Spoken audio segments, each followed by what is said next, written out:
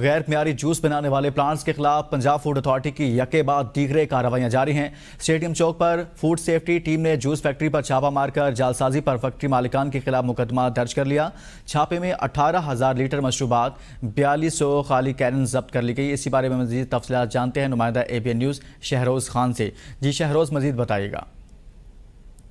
جی بالکل، ملتان میں Punjab food authority کی جانب سے کارروائیوں کا سلسلہ جاری ہے۔ غیر معیاری جوس بنانے والے پلانٹس کے خلاف فوڈ اتھارٹی نے کارروائی کرتے ہوئے 17 کسی کے علاقے اسٹیڈیم چوک پر فوڈ سیفٹی ٹیم نے جوس فیکٹری پر جو چھاپہ مارا، جعلی سازی پر فیکٹری مالکان کے خلاف مقدمہ بھی درج کیا اور 18,000 لیٹر مشروبات، 4200 خالی کین ضبط کر لیے اور اس کے ساتھ ساتھ جو معروف برانڈ کے نام سے مشروبات کی جعلی پیکنگ کی جا رہی تھی، تو جو تیاری کی جا رہی تھی تو اس کو بھی جو ہے قبضے میں لے لیا، جو کین تھے اور جو لیبلنگ تھی۔ اور اس کے ساتھ تھانہ مخدوم رشید میں جو ہے جو مالکان ہیں ان کے خلاف FIR مالکان کے خلاف مقدمات بھی درج کر لیے گئے ہیں۔ شہروز خان ملتان سے بتا رہے تھے، بہت شکریہ۔